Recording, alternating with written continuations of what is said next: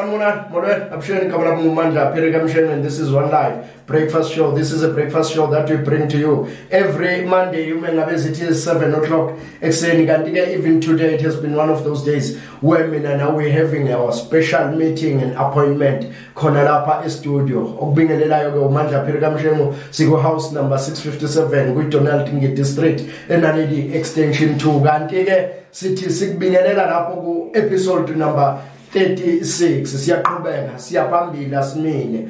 Kanti ke ngizothi ngikuthulele uhlelo lwethu ukuthi lume kanjani namhlanje ngoba lithanda ukuhluka imotivation with mali asinayo kodwa sizoqala ngehard politics nomnumzana uTsotetsi ebese emveni kwalakho sithi celebrity guest. Ikhona ke insizwa izothi sivakashele namhlanje izohluba idlube ekhasini mayilana nemisebenzi yabo iphinde ihlube udlube ekhasini mayilana nokukhula kwakhe ukuthi ukhule kanjani. Kodwa ke njengamanje isikhathi sokuthi sithi hard politics nomnumzane uTsotetsi usekhona ungaphakathi endlini umnumzane wami. Mnumzane ninjani na? Siyaphila mfowethu, niyaphila. Nkosi yami siyaphila, siphinde savuka ekseni umusa wenkosi umakithi. Sikubonge lokho mfowethu. Yeah. Kuwumuntu. Noma singenayo motivation but we are motivated. No motivation because it cuts across uthola ukuthi akusi motivation nje yosuku. Kuba motivated nje isikhathi eside uma ngabe ucolleague wethu eyifakile. Yeah. So noma engekho sithi hayi we are still motivated. Namba babukeli bakho babingelele. Ngithi nje greetings to all the Mabo Radio listeners, to the viewers. Ngithi Muzeplo Mtsotezi, the political analyst, the political commentator. I'm right here on One Life Breakfast Show as we are about to take off Buckle Up. Kunjalo umbukeli buckle up umbukeli isikhathi sokuthi ke manje because the ride is going to be very rough. Mnumzana wami mhlambe ukubheka ke nje namhlanje esizothi sithi ukukhuluma ngakho. Our foreign policy seems to be a hot potato in the GNU. The A leader lashed the cell. Is it still justice for the president to determine our foreign policy? Kusese right? Mshelo mhlambe ake siqale nje ngokuthi maybe sinike a little bit of a background lento ye foreign policy. Yeah, ukuthi vele kuye kwathi uma ngabe kubonakala ukuthi after E29 and then came ama results a few days later akhombisa ukuthi uma hamba ngayedwana akasafuneki bakhulumile abavoti then kwabonakala ukuthi kuyofuneka kube umbimbi. Now maybe one of the questions kakhulu as a challenger which would have been challenging with GNU kuzoba ukuthi ngoba umuntu ebehamba ngayedwa enza noma kanjani then kuzoba ukuthi uma ngabe seninonke lapho how do you approach that? Yeah, but of course bathe behlangana there was this statement of intent. Okuyikuthi njengamanje asicaci ukuthi simise ngandlelana ukuthi more especially in terms of foreign policy. Okuyikuthi uyabona ukuthi maybe even basically on ama ideologies alamaqembu. Yeah, are informed by polarity. Uthola ukuthi omunye ume north omunye ume south in terms of ama ideology abo. Omunye ubeliever is a staunch capitalist. Omunye he's delving in between maybe communism, socialism. So lezo zinto lezo, that is what ideology yakho eyenza ukuthi how do you choose your friends? That is your ideology eyenza lokho. Then most of mshengu usuka mhlambe ku Cold War from over 1960 abantu bebes aligna ne-left which will be communism abo socialism, then kube nabantu abazi-aligna kakhulu nani ne west okuyikuthi i-capitalism representa i-capitalism kakhulu. So now Nigeria yomhlelo ifikile.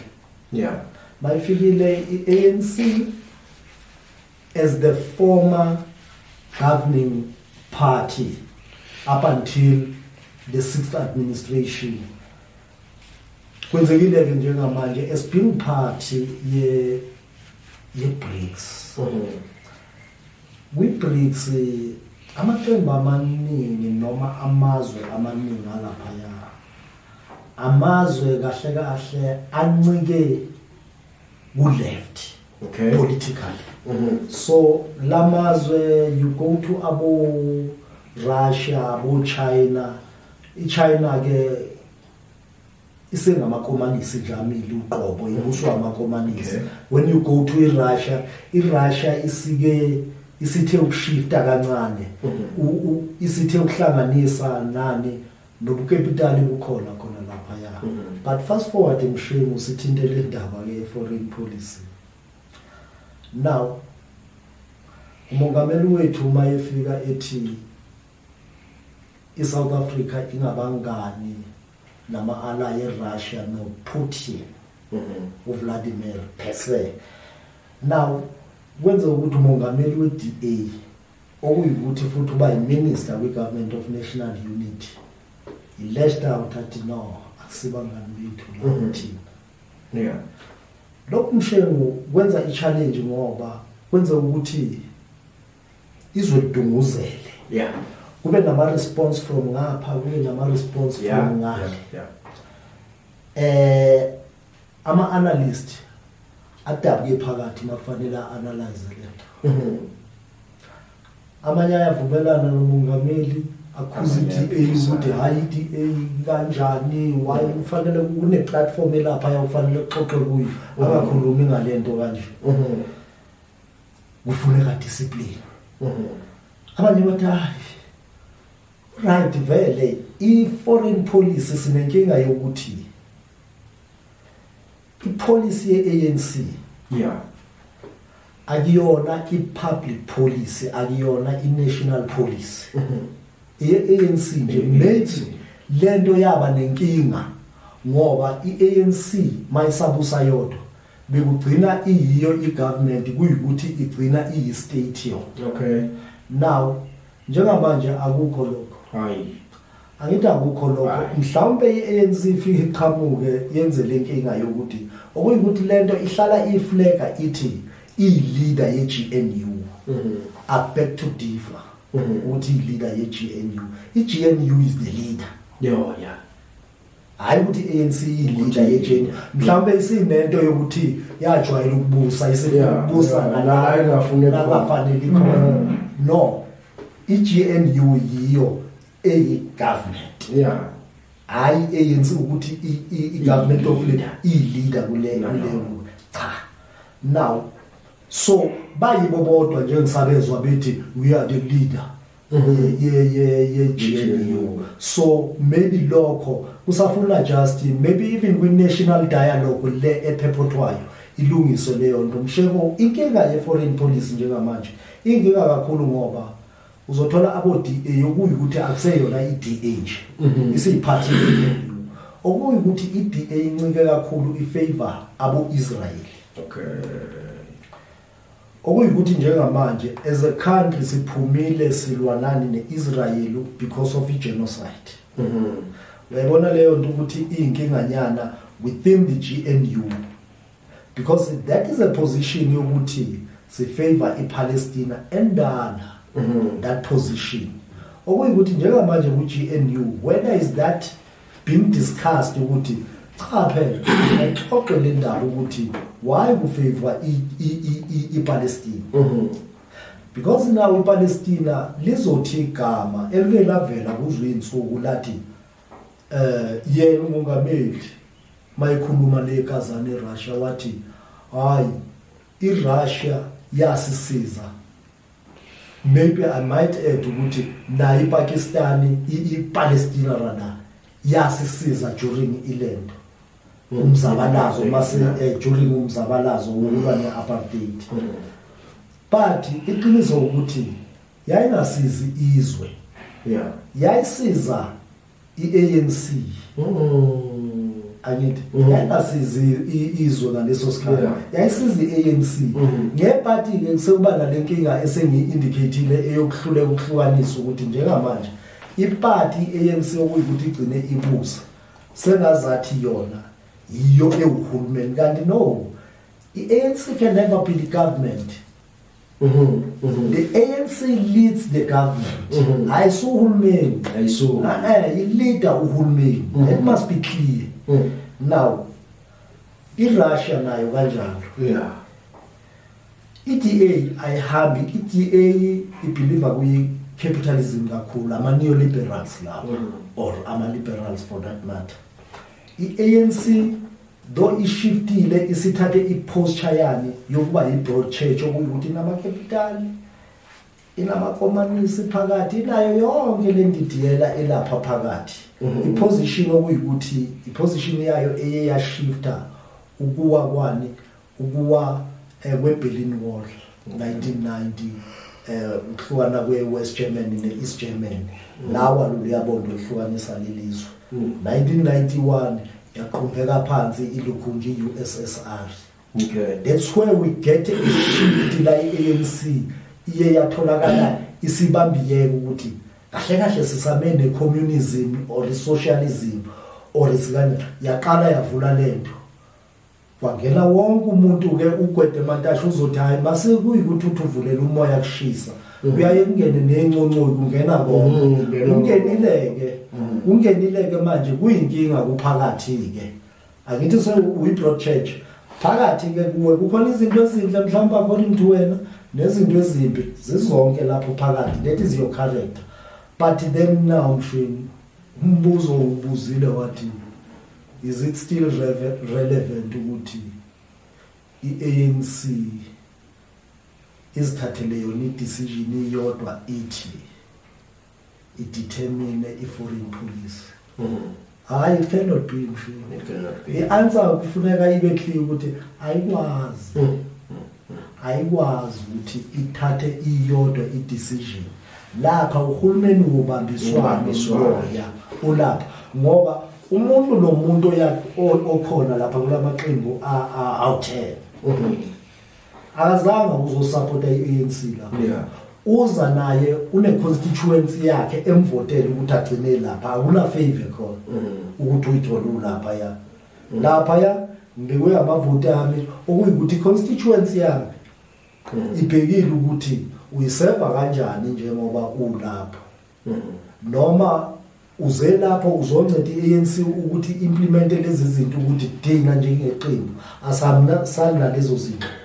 So lapha ya is a lot of compromises mshini. Ezizo informwa ukuthi bayaxoxisana laba bantu akasekho umuntu oyedwa uthatha decision othi yimi unqo. Okuyikuthi ke mshini this talks to what we episode 35 siyenza iflega lento yokuthi sinokubabona labo umongameli afika khuluma mayiseqenjini la akhuluma enye into ehlabayo othola ehlaba iqembu elinye analo kulohulumeni ubambiswana kodwa athi mayizokhuluma la kuhulumeni akhulume enye into okuyikuthi yenza ukuthi istance sakhe sibe questionable mshini ukuthi kahle kahle umuntu bani lo yini unwabu lolu manje sesihlahleni esilihlaza sikalihlaza masilapha la kubovu libabo so kusinika inkinga mshini wasibi nomuntu esithi no une backbone noma ngakhuluma ngicimezile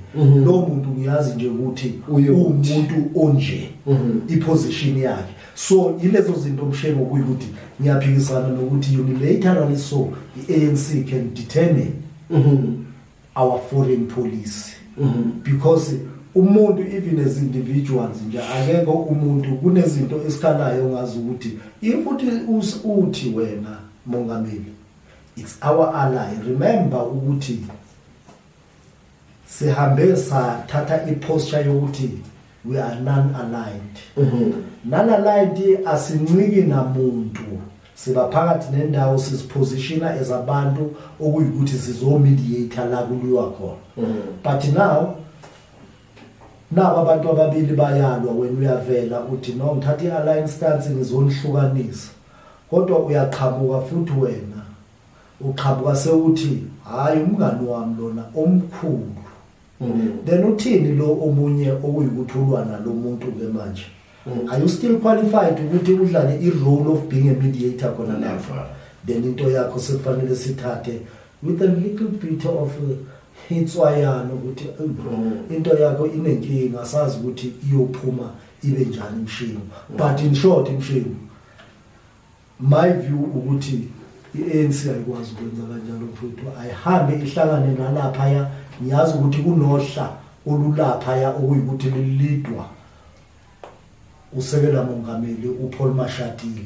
ukuthi baxoxe lezi zinto okuyikuthi ba-iron out lezi zinto abahlukanayo kuzo so abenze njalo iyashi alingeqi ukuthi kusaxoxwa ngapha kube kuqhutshwa lezi zinto ezine-element yokuthi maxoxwa la zingashintshwa angeke ziyeke izinto okuyikuthi ziyaxoxwa sibe sipronounce kuzo ngoba uzopronounce ukuthi imiphumela yeingxoxo isho enye into sesenza njani masiya phambili sekuba ukuthi asinaso istand okuyikuthi sisolid Mshimu Mnumzane yazi on our kune episode la sike sa reflecta khona izinto ze GNU sisanda kuyiqala lendini sathi ngathi mina ngibona uma ngabe singaya ku GNU kuzoba neinkinga eziningi lezi zokuthi kubuse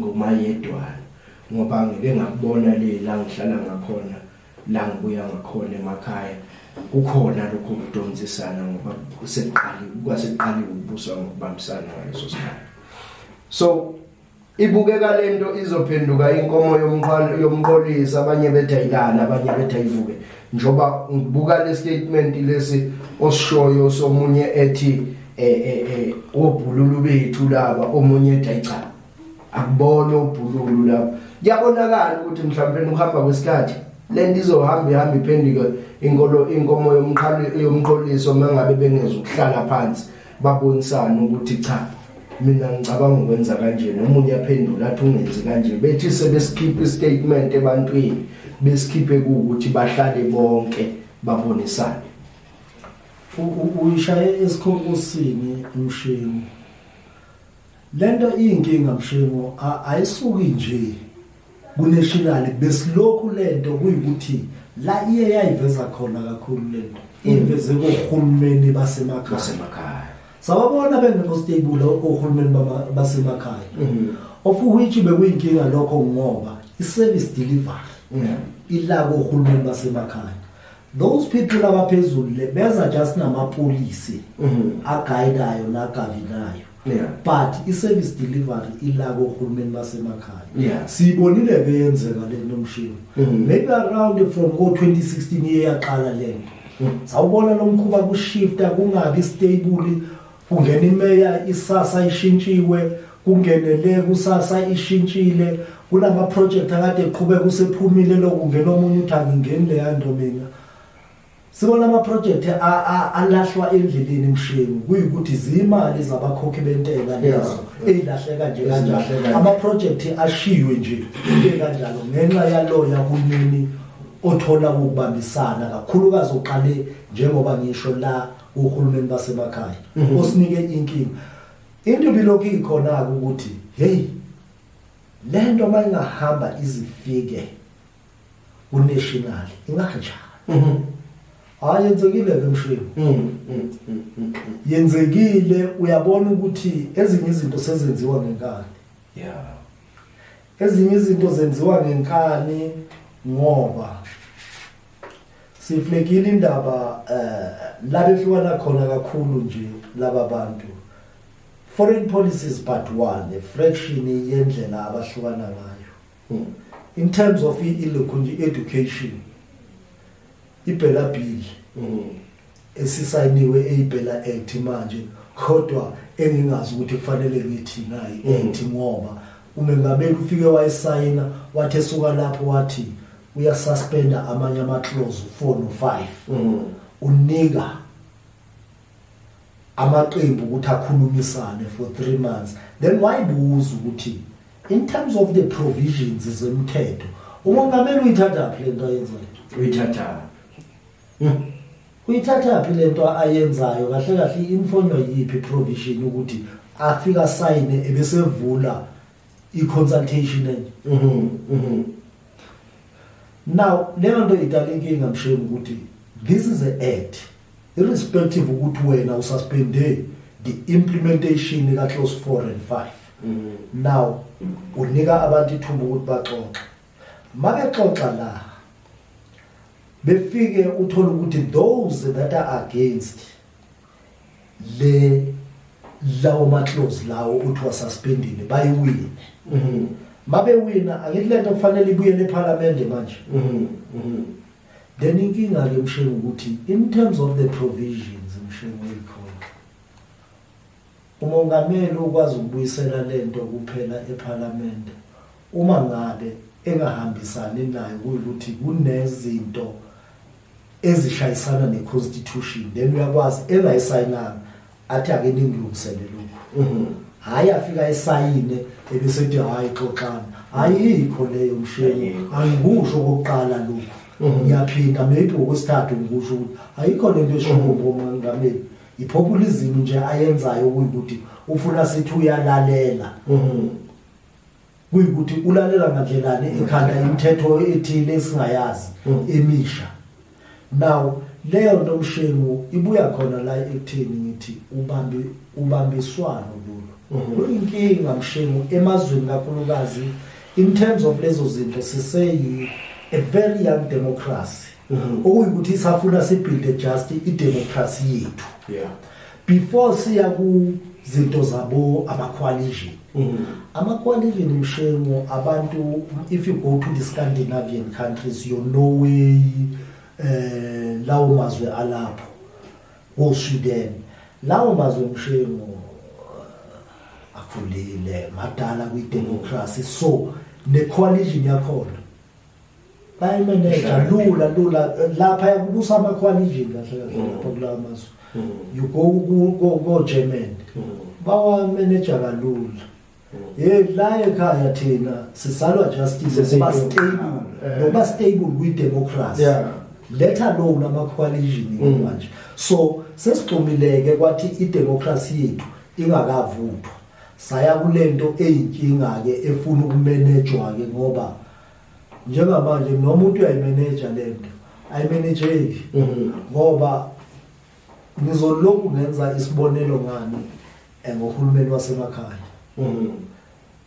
Ufika khishwe lo uthathe elinye iqembu nini uthathe elinye iqembu to a point emshengo kuyikuthi iye yenzeka imhlolo nangu siyambona uGwamanda lapha kwi-city of Johannesburg. uGwamanda abana inombolo laba bantu kodwa ivumelana ezenziwa kulombimbi lugcina uthathwa umuntu orejectwe abantu ama-voters bona bamthathe bafike bambeke lapha bathathe sabantu. Uphi uGwamanda? Akaboshwanga seyikhendile uboshiwe uGwamanda.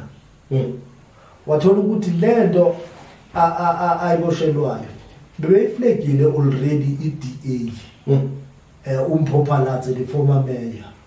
Wayiflega wathi hey lo muntu lo kunento akade yenza engalungile akade robha abantu ali uthi hayi yabheda lento asiyazi. Emva kwesikhathi velileke uboshiwe ungaphandle ngebhili. Then ingingabe manje sekuyukuthi wena ANC une step aside sakho seqembu lakho hayi sikahulumeni leyo nto leyo uzoyi-apply ebantwini bakho kuphela hayi la kuhulumeni. Kodwa manje iyabonakala isivela kuthiwa hey manje uGwamanda ngoba uboshiwe sekwenziwa njani. Hayi ningezingene ne-step aside se-ANC la. Then kuxoxiwe-ke kodwa kuthiwe ususpendiwe with-special leave. Special leave. Inkinga lesi special leave ngemshini asicacile ukuthi it's a special leave with pay or it's a special leave unpaid without pay. Yeah. Angithi ke sinenkinga. Inkinga ke Mshengu le oyiflekayo ukuthi umbimbi asikakhuli enough. Mlaleli lapha ngithunywe iasidlali nawe ithi sikutshela ukuthi ayidlali nezigebengu zona. This is a crime unity okuthi uyakwazi ukuthi uyibize igadele indaweni zakho lapho ukhona kungaba umuzi wakho kungaba mhlawumbe amabusiness noma yini into eyiproperty yakwazi ukuthi igade futhi kubambele izigebengu ngokungahlali nangokungananazi. Kanti ke mawubafuna ungabathola lapha ku house number 873 Litsatsi Radebe Street enaleli extension 2 eSoweto ku 1861. Amafoni number ke abo nawa 074 566 1475 kuphinde kube u083 491 3223. Phinde ubathole lapha na ku email address yabo asidlali nawe@gmail.com baregistereke baya comply nayo yonke into ekufanele ukuthi ba comply nayo abantu nje ongabethela. Mhlawumbe asidlulele odabeni lwesibili mnumzane mhlawumbe mengabe kusakho nokusele kulolu luthi nje fahla ugoqo ebese singenele odabeni lwesibili. Cha Mshengu, into yakhona yikho ukuthi umbimbi sikulo ngenxa yeinombolo esinike amaqembu ngamaqembu. Kodwa kuyakhombisa ukuthi amaqembu be-ready na for ama-coalition. Yeah. Kuyakhombisa bengekho ready Mshengu. Ngoba bengekho ready ke ba-driver basemgwaqweni ngamanje Mshengu.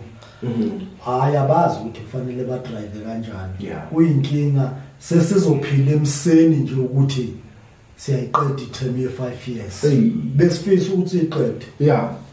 Asiyafisa ukuyiqeda sibona. Hayi asifuni ukubona Mshengu yilokhu nilento i-destabilizer abakhokhi bentela nabahlali bezwe lakhile.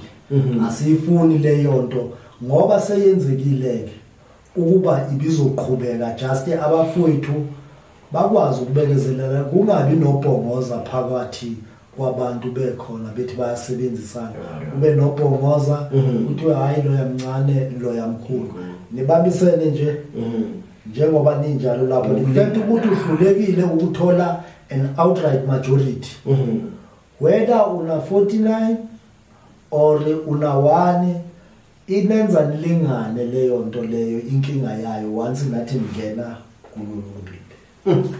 Hayi asindlulele phambili nalo udaba lwesibili le. I want to give Jacob Zuma the benefit of the doubt. Ethic policy is not what he had investigated.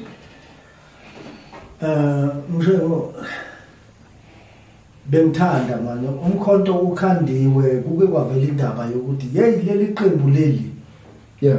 hayi iqembu lohlanga olithile. Yeah. Ngiyalile leyo Libanjwe iBafo syndrome. Ngikhulumile ngayo lento ngiyichitha Mshengu. Yeah. Namanje ngisafuna ukuthi umengameli wayo ngimnike the benefit of a doubt ukuthi akuyona into kade iqondile ukuthi ukhanda iqembu lohlanga olithile. Kodwa ke Mshengu iwari yami isekutheni umholi akafuneki kwenza leyo nto leyo. Yeah. Kodwa mawuya kubalandeli nezimember ezikhona uthole enye into ehlukile ekhomba kona ukuthi hayi bona bathatha ukuthi leli qembu ilohlanga olithile. Ilento engithile sinenkinga ngokumungameli uyedwa kodwa bawunabantu abaningi abangabalandeli okuyikuthi bona babehamba bekhuluma nabantu. La bekhuluma khona bakhuluma into yokuhlanga uzwayo ukuthi hayi ukhuluma into yokuhlanga. Mshengu akithi ke njenge analyst ngikhuluma nawo wonke umuntu ngilalela ukuthi okay lezi zinto uyithola mawukhuluma nalana abantu. Mhlawumbe omunye nje ngithi ngiyayikhulumela ngithi hayi la umkhonto hayi wathinta indaba wathi hayi nomculo usejoyinile. Wathi hayi uyabona iKZN ke ayahlangana manje wangithusa lokho ngathuka ngathi phela eKZN uyazi iKZN mshini makhuluma ngeKZN umZulu eKZN yes bakhona beSuthu kodwa nje mawuthi KZN ukhuluma amaZulu lapha ngoba nabo abeSuthu abakhona kodwa abantu okuyikuthi sinabesuthu asebegcina bengamaZulu lapha amaZulu iprovince eyamaZulu so mawuthi KZN then unika inkinga ngoba umholi wakho wazi kangcono endabeni yezimpi zobuhlanga uyazi kangcono yikho ngimnika ibenefit yodoubt ukuthi angeke azayiqala into enjalo noma sethanda angeke ayiqale indlela okuyikuthi la ephuma khona ungomunye wabaholi okuyikuthi impi yase KZN kusuka ngama 1980s imshini phakathi kwamaZulu kwesinye isikhathi ebulala amaZulu iqhamuka lento kuyikuthi ngathi kulwa iANC neNkatha kugcina kuyikuthi umXhosa iANC iNkatha umZulu yafaka i-element yokuhlanga babulalana abantu mshini kwafiwa kwayiwa khona eNatal wathola ukuthi iyasuka lento ebuXhoseni nazo ubulalana amaZulu odwa manje in the name of organization now umholi wakho ungomunye abathaswa ukuthi bayathembakala ukuthi le yambe eqhubeka lapha ya bangayidambisa nangempela bayidambisa wathaswa lo mongameli uJacob Zuma kwenzeka into engenzeki inhlanganweni ayikho inhlangano enokwenza into enjalo which ngicina ngithi just mina it's a Zuma clause okuyikuthi wagcina eyini ewusihlalo weprovince ebuya ewusihlalo weorganization international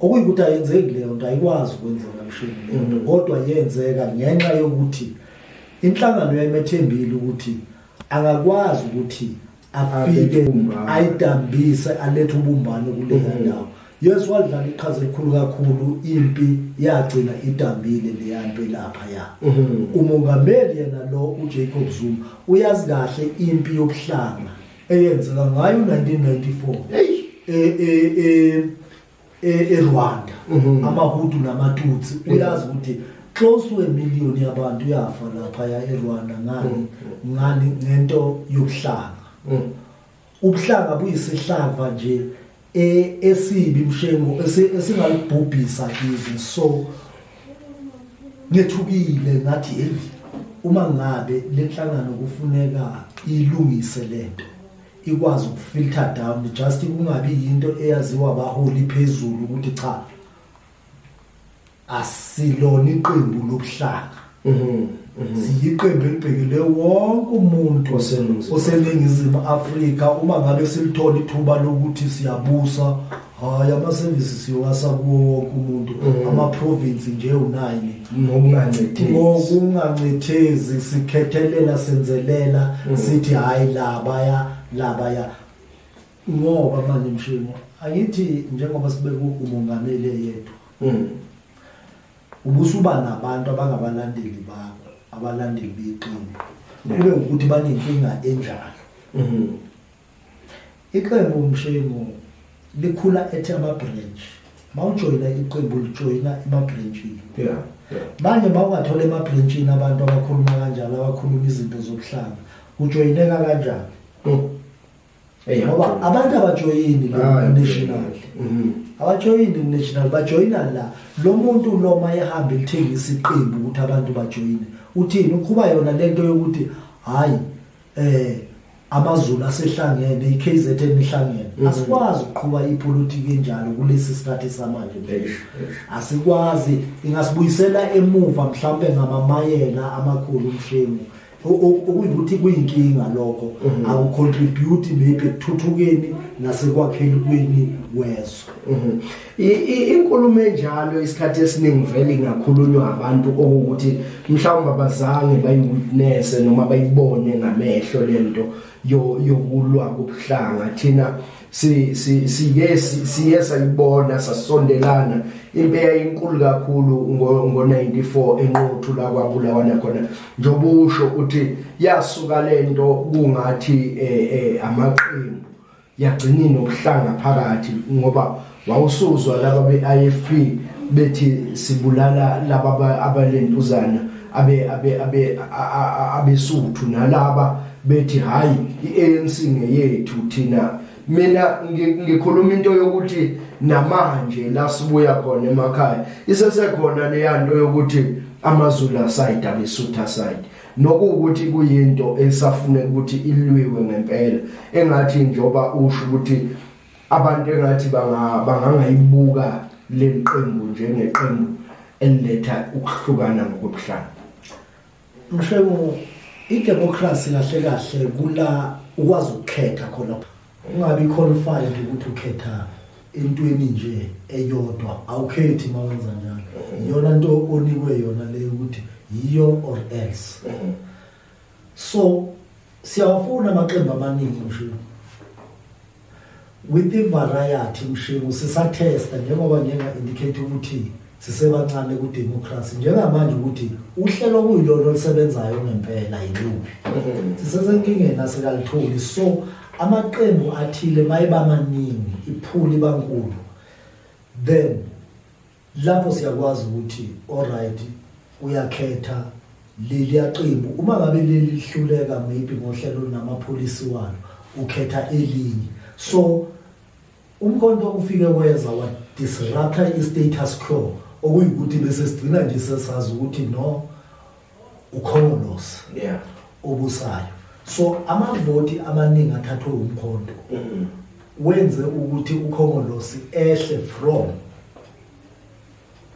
being in majority abe majority nje which is not outright ukuthi iphoqa ukuthi babambisane. So njengoba uyibeka ukuthi sengazathi abalandeli nabantu bangelithathe leli qembu njengeqembu okuyikuthi limele uhlanga oluthile. So umsebenzi ukubona ubhekane nabo ukuthi leyo nto ngempela kufanele bashoyene phansi emagatsheni kuzo zonke indawo balishumayele leli vangeli lokuthi cha iqembu akulona iqembu lokuhlanga okuthile iqembu labantu elimisela ukumela abantu abahlwimpu likwazi ukuthi lideliver insiza lilethe kubo ukuthi bancedeke ba-uplifteke nabo njengawo wonke umuntu osesimeni esingcono. Then mshenu njengoba ngisho bengingajabuli uma ngabe lingathatheki kanjalo lo yamuntu uthi umchunu hayi usejoyinile yahlangana iKZN angifuni ukuthi urepresenta imajority yalabo bantu mhlawumbe umuntu nje othile okufuneka iqembu malingafika kuye lilungise libe nama workshop ukhulunywe kahle ilunge lento sikhulume nje ipolitiki okuyukuthi ithinta wonke umuntu wase South Africa mshini. We are Umabo Production bringing you Umabo Radio ne One Life Breakfast Show. Sizothanda ukuthi uhlelo lethu sulisondeze ekutheni sulivale sal-enjoy kamnandi kanjalo ngoba sesisuke sadaqa i-load shedding lapha e-studio sethu kwabamnyama njengoba ubona yonke into isishintshile emveni kwale nkulumo yami yokuthi sithi siyafisa ukuthi abantu bangaboni iqembu lomkhondo wesizwe njengeqembu lokuhlanga kodwa balibone njengeqembu lizokwenza ubumbano kwi-South Africa yonke. Mnumzane wami mhlawumbe ngoba sekuze kwabanje sa-affecteka ngalendlela esi-affecteke ngayo sishawa i-load shedding mhlawumbe asigoqe uhlelo namhlanje ngokuthi sibanikeza ama-details la bengakuthola khona. Cha mshebo asithi nje le ndaba asisale sesiqhubha khona maybe kuma social media lapha ku WhatsApp ngiyatholakala enombolweni ethi 3309963 ubuye ungangifonela direct mhlawumbe uma ngabe ufisa ukwenza lokho. Ngibuye ngitholakale enombolweni ethi 0766 938653. Ngibuye ngitholakale ku-WhatsApp kuyo leyo nombolo. Ungithole futhi ku-Facebook Illuminati, the Illuminated One. Siyabonga kakhulu kamnandi kanjalo kubaba uZebulon umnumzane Tsotetso sanda kuphuma ohlelweni lethu lapho sithi hard politics. Manje ke sindlulela phambili njengoba nibona ke ukuthi ikhona insizwa ikhona e-studio njengamanje ezothi sithi celebrity guest naye uyeke osivakashele namhlanje uLucky wakamhlanga kodwa mina ngizokugeqa amagula ngaye ngim-introduce uzozi-introduce yena because he's here. Mnumzane yebo baba njani siyaphila njani mfowethu? Siyabingelela baba, siyabingelela. Number one. Ngizothanda ukuthi uzi-introduce kubabukeli nabalaleli bomabo production ukuthi unikeze kahle yonke information ofuna bayazi ngawo. Okay. Thank you very much Babu Phiri. Ngizoqala nje ngibingelela abalaleli. Yeah. Ngibingelele nje wonke umuntu who's following the page yomabo production. Yeah. Igama lami nguLucky wakamhlanga. Ngihlala nje esigodini esincane kakhulu esibizwa ngeNaledi Extension 2. Yeah. But I'm serving Ward 14 as a whole under Councillor Makapane. I'm a liaison officer yase clinic. So yeah, that's who am I, and I'm very much happy to be here, and yeah. Thank you. No, siyabonga kakhulu mfethu. Mhlawumbe before nje singene ekutheni umsebenzi wakho nani nazo zonke izinto ezinye ozenzayo.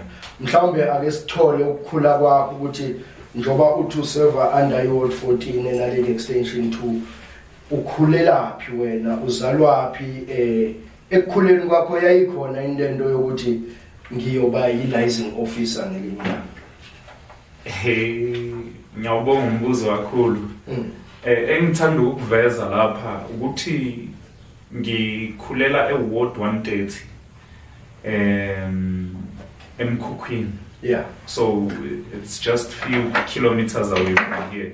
So ekukhuleni kwethu I've never even thought ukuthi ngizoba umuntu who's much dedicated like this ekuthenini enze ushintsho emphakathini. Because we grew up in a community whereby there was a lot of criminal activity, and indawo nje besikhulela kuyo it was not indawo right ekuthenini ngakhulisela umntwana kuyo, kodwa ngenxa yesimo noma ngenxa yamandla abazali bebanganabo at that time besiphoqelekile ukuthi sithole sikhulela kuleyo ndawo. But ngamandla kaNkulunkulu we managed ukuthi sikhule and be level headed. Ungebona futhi abazali kuphela ekuthenini benze lelo shintsho mfoka Phiri, ungebona abazali kuphela, even nomphakathi as a whole bayidlalile umsebenzi omkhulu, and they've made sure ukuthi siyakhula siba ushintsho ekuthenini kwabantu esikhule sibabukelela. You understand? We grew up in a community gangsterism whereby if mhlawumbe umqondo wakho ubulapho iphupho lakho ukuthi kusasa nawe ufuna ukuhamba uphume namajita eJozi uyangithola into efana nalezo. But sithema sibuka isimo sabona ukuthi this is not actually the thing esifisayo, even if namanje we are still striving ekuthenini siphusha amaphupho ethu. But I grew up in a community la beku-rough khona, that's what I can say. And I'm very thankful to each and every individual odlale indima ekuthenini ngibe ulushintsho emphakathini, and even to myself, you understand? Because I remember there was a time we grew up, we used to smoke glue. Do you understand?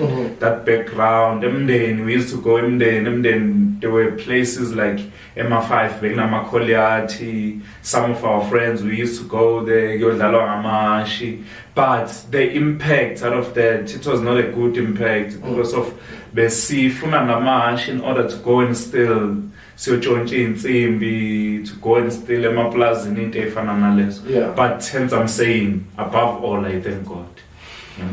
Ufunde lakhi ey'kolweni lezi abantu abaningi bebethi azicacile emndeni. There was njengoba ukhulumile ngokuthi around umndeni there were a lot of criminal activities, but you decided to choose.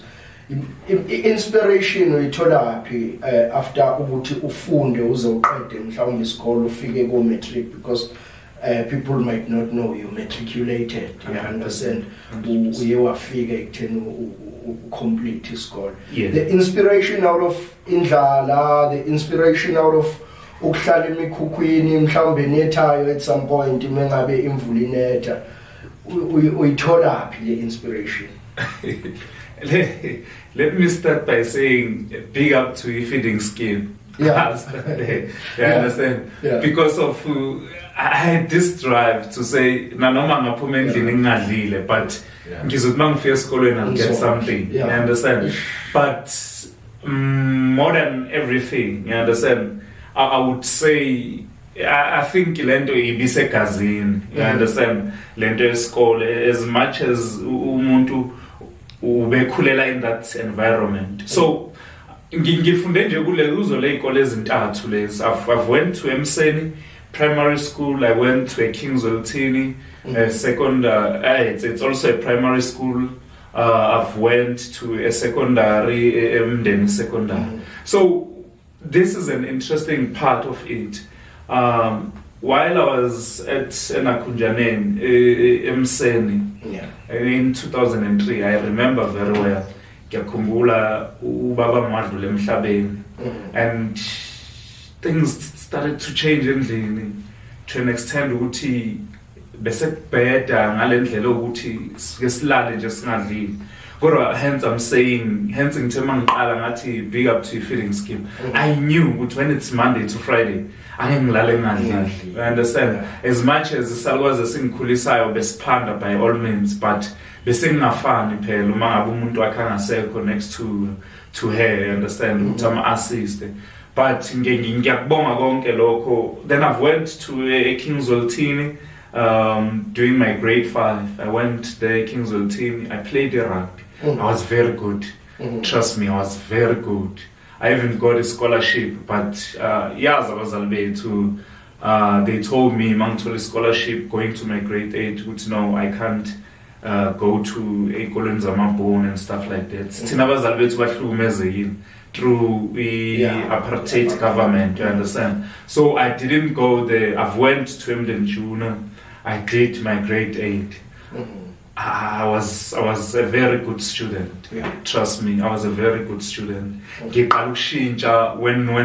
I was approaching my grade 10, stage, I changed. You understand? But I remember kukhona amagama umama mangishangawo ekuthenini impilo yakhe isezandleni zakho.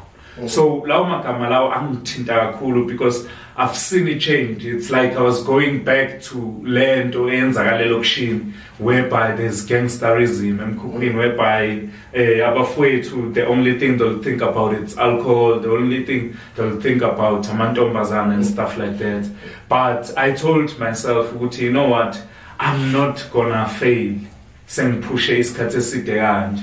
Then I've pushed through a lot of stuff esikolweni, and fortunate enough, I've went to my matric, I'm passed matric and went to tertiary. I did my project management. Fortunate enough, I'm a graduate. So I'm very much grateful uNkulunkulu and everybody put some impact into my life, and thankful to my teachers, thankful to umphakathi, thankful to society. You see that labo mama labo sibadlula ekasi lately singababoni ngalutho, but they leave you with a very powerful message of which you could say today that message made an impact through our lives. Understand? But I really admire those people, and I so wish ukuthi uNkulunkulu angabagcina and give them a better life. Even nabantu esabashiya. I'm very thankful to everybody nje odlalile nje indima yakhe through my life, you understand? And nabomama nje abaselokishini abomama esibadlula thina sibathathe kancane, they leave us with a very inspiring messages, you understand, whereby uzothi noma usuhleli uwedwa you'd feel or you'd hear ukuthi yazini there is some good impact into these people, as much as thina mhlambe sibabukela phansi at this time, you understand. But big up to everyone othe wadlala igxathu empilweni yami, and yeah, keep on watching. Yeah, slowly but sure. Sesivala nje impilo yokukhula kwakho sizongena kweyomsebenzi ukuthi ukhula uhamba kanjani emsebenzini. Imuphi nje mhlambe whether umzali, whether teacher from emseni kuye Kingswell uyemndeni Ntshunu omkhumbulayo nje othi wena ayiyabona lo muntu lo empilweni yami uye wangisiza kakhulu. 100%. Yeah. I've got two teachers. That's high school. Yeah. You know Mr. Mnguni. You know Mam Dladla. They've played a huge role in empilweni yami. Ngiyakhumbula there was a time whereby I was doing my grade 12. I used to even stay kwaMam Dladla. They played a huge impact. Kusho ukuthi kunento ebebayibona empilweni yami of which mina bengayiboni. And I'm still fighting ukuthi kwangathi lokho ngingadicileli phansi ekuthenini amandla bawafaka ekuthenini ngiphushe ngiphambili. Even through my first job, I remember getting my first job. I didn't even have a formal shoe, but because of the student I was in a position where I would call Mr. Mnguni and say, I got a job, I need a formal shoe. Then he assisted me through that. So ilabo bothisha ngithi ngiyababonga kakhulu. Mlalelo ongakwazi ukuthi benisenior yakhe lo mfowethu la e-studio namhlanje esikoleni. All the teachers that he's talking about ngiyabaza bo Mr. Mnguni, abodladla, abothisha uDlamini, may his soul rest in peace. Siyabazi bonke basifundisile. Mfowethu sesindlulela phambili mhlawumbe sesingena emsebenzini wakho. You are a community liaison officer. Userve under a clinic, working very close with ukhansela. Kufika kanjani ekutheni mhlawumbe ugcine unothando lwalomsebenzi lo owenzayo? Kunjani manje sewuphakathi mhlawumbe the challenges, the obstacles ohlangana nawo along the way? Yeah, ngiyabonga kakhulu Babu Pierre. Yeah. I would start by saying it's a very difficult job. Yeah. It's a very difficult job. You know, being a community liaison officer, idinga wisdom kaNkulunkulu. You understand? Yeah. Because you are a catalyst. You are between the community, you are between the main contractor, you are even between the municipality. Because you need to give reports.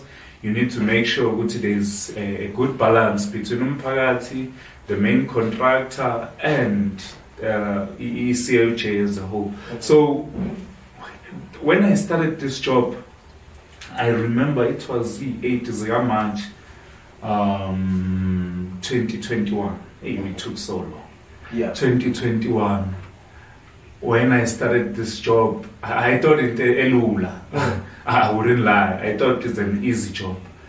But there was a time when I ngena into the office, I've realized this is not an easy job because we had at around 9 packages. So by saying I'm packages with trades of which in sebenzi for SMMEs, of which there were only 9. I was like, God. Then I've checked the database, yabantu who submitted. We had like 330 companies that they've applied in terms of tendering stage. It was very difficult. I don't know Nala. But I would say with the stakeholders that we worked with, I'm very grateful. We pushed in all angles. We made sure that the right people, they get what they deserve. You understand? So through that 9, I had to sit down with Huland, with the main contractor and say, no, it's not going to work. It's not going to work. We need to give Abantu more opportunities. We even went as far as going to his 70%. So there's a thing like this in this tendering thing, there's 70-30%. So 70% it's what main contractor is here for. 30% it's what us as umphakathi as a whole, your labor, it could be SMMEs, it could be any type of a business that it's close to that project. They need to benefit through that 30%.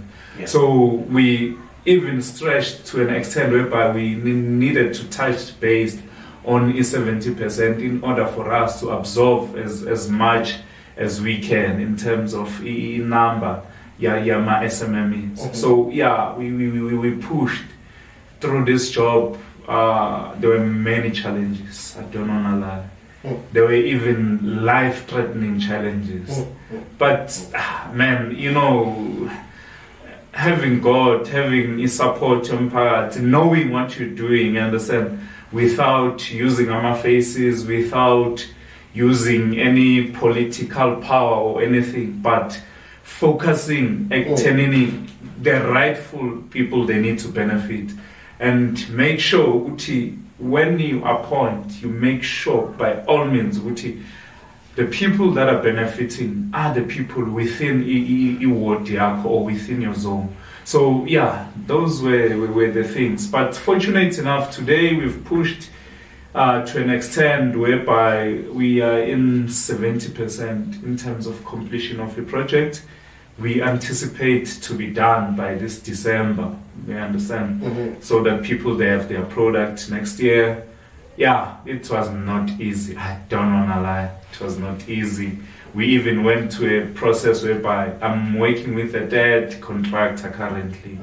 We started with some JV, of which it was Mastin and Besh Carriers. We worked with GVK. Oh, the best company ever I've ever seen in this construction industry. Then currently we're working with Insovo Construction. Yeah, they are trying. It's a black company, they are trying. So yeah, that's what I can say for now. Mhlawumbe working closely with ama companies anjalo, mhlawumbe sesondele ekutheni siyivale le interview. Yipi advice that you can give to abantu that are contractors abanikeza ama profiles wabo to abantu abazothatha imisebenzi yabo? Yeah. It's a very powerful question. Yeah. It's a very strong question because of first thing our people, they need to understand Uti, even if you are a subcontractor, you are also a business person. I'll start by saying that. Why ngisho lokhu? It's because of this tendering thing. It's killing our people in terms of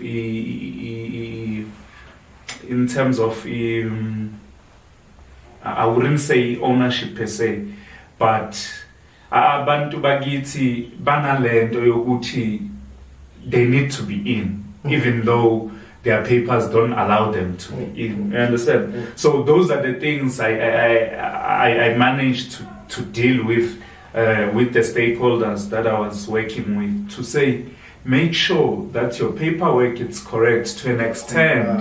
You comply, you understand? Yes. You comply to an extent whereby there is a paper I disagree for abantu to work without having it. You understand? This paper, it's a letter of good standing. Letter of good standing, it's an insurance that actually protects abasebenzi ikakhulukazi. I'll dwell much on abasebenzi because I also deal with labor. That protects my laborers in terms of when there is injury on duty, in terms of when there is some okay, let me stick cool in terms of the injury, you understand? Because of it's very, very important to protect our people. It's very important to make sure we don't get exploited by the main contractor that is coming to work with. Even our own people, even our own companies, they shouldn't exploit our people. Hence, I make sure we even go to an extent whereby they must pay our people according to the labor rate that is gazetted through our government gazette. So we need to understand, business people, they need to understand this. I wanted to say entitlement. Our people, they are so entitled to an extent whereby they need to understand, to say they are business people, they need to grow.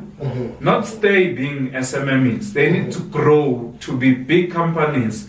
They need to grow to be at grade 9, grade 8 stage, whereby they could go and tender with the big tenders out there. Yeah. But I would tell you, it's very hard to deal nabantu bagini, noma nabantu bagiti. It's very hard. It's very hard. I think uhulumeni wethu, if we still continuing with this tender thing, we need to educate our small businesses. Sure. We need to bring education in terms of understanding from the beginning of it, from its tender stage, to say it's very important to attend a briefing. First things first, to attend the briefing before you could even submit your profile. Attend the briefing. Make sure that you've submitted the profile. Make sure that you are compliant. Make sure that when we price in prices that are in the market. People that will come with price that are extremely, because that's it and they say Kaslan. You'd price for a chair, for a stool, or for this chair. That storeroom must toll on 1,500. You'll find a person coming with 5,800. Then you ask yourself, where do you come up with this price? You understand? Then they need to understand this tender thing, it's not all about fighting contractors when they come. It's about growing through the contractors that are there. And even the contractors that comes to our location, they should stop exploiting people. I fight this thing of exploitation. Give people tenders where they'll make profit.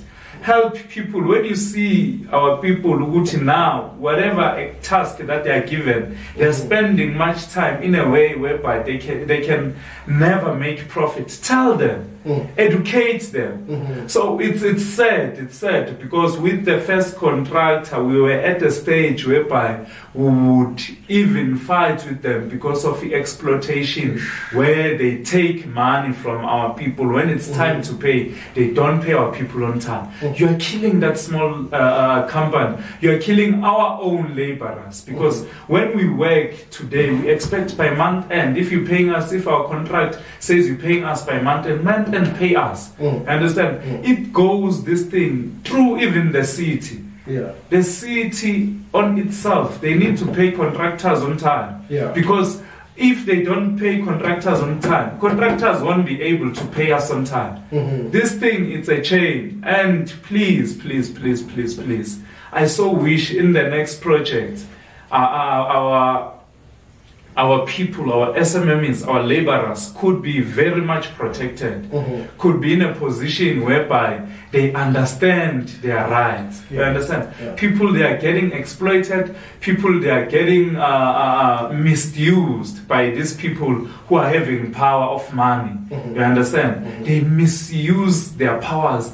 They mislead our people in terms of making sure ukuthi bona bahlomula kakhulu kunabantu bethu. You understand? It's very sad out there. I would say to each and every individual, officer, uguba, business person, especially in the construction industry, know your story. That's very important. Know your story, understand the market, then you'll be fine. Without knowing your story, I'm telling you, you'll be exploited. Let us go to those short courses. Let's do them as business people. Go and do those smaller short courses. Understand? Understand the quantity surveying part. Understand the drawings. Because people, they get tenders, not even know how to interpret a document at hand. A drawing. You need to know a drawing. Even the tender document, you need to understand when we speak of JBCC, a contract. What is that contract? What does it entail? You understand? So that if you're getting exploited, you understand very well on how to do such things. Yeah, it was a very difficult project that we had in our ward, very difficult one. Kodwa sengiqoqa nje kancane ngizothi I'm very grateful ukuthi ngilitholile leli thuba. And yeah, ngiyabonga kakhulu lapha ekhaya ngiyabonga nje kakhulu. Mlaleli sizwile uyazi nawe ukuthi aim yoMabo Production is to educate enye yama aim wazo. Nami kuyazwakala ukuthi kuningi esikufundayo njengoba silokele sikhuluma with our community liaison office. Mhlawumbe mfethu asibanikeze if ungathanda ukuthi bakuthole inkundleni zokuxhumana mhlawumbe nama phone numbers ukuthi mengabe bekhona abafuna ukuxhumana nawe privately bakwazi ukuthi bakuthola. In terms of Facebook ngiyatholakala ngulike Mhlanga ku Facebook. My numbers are as follows. It's 061 617 0190. So sengivala nje ngiqoqa yonke lento. There is a word or a scripture in standard, Matthew 22 verse 5. It says the house. It says the house that doesn't have pillars cannot stand. Sure. Understand? Sure. So I'm simply saying to the people, let's have pillars. Understand? Let's have pillars. Asbeni muntu munye. Let us be a unity and let's try and push as much as we can. You understand? So yilokho nje ngifuna ukuveza, and I'm very thankful to get this opportunity, and yeah. So far, siyabona uMabo Production, sengathi angakhuluma uMabo Production and keep on making sure ukuthi ivoice yabantu bakithi iyazwiwa as much as possible. Ngiyathokoza kakhulu. We are uMabo Production, bringing you uMabo Radio ne-One Life breakfast show. Lo ophumayo ke manje uLucky wakwamhlanga uze community liaison officer lapha eNaledi Extension, has been a student eMndeni Junior, wafunda khona koKingswellithini nakoMseni emabangeni aphansi, kodwa ke manje usengumuntu okhulile ofunde izinto eziningi wangena kwibusiness ye-construction. Sithi mfowethu siyabonga very much for coming to the studio. Siyabonga kakhulu, nibe nosuku oluhle. Silvala kamnandi kanjalo ke uhlelo lwethu lapho silvala khona ngengosi yethu lapho sithi celebrity guest besikade sinoLucky wakwamhlanga, who's a former student eMndeni Junior, who is a community liaison officer eWard 14. Sithi ke uMandla Phiri kaMshengo, so uMabo Production nabo cameramen bonke bethu kanye nalo lonke linye ithimba lethu elike lahlala la. Thina sithi abaseyinhlungweni mabaphole, kwesingeke sisababona mabalale ngoxolo. Ihlobo ezilahlekelwe akuyohlanga lungehlanga. We signing out.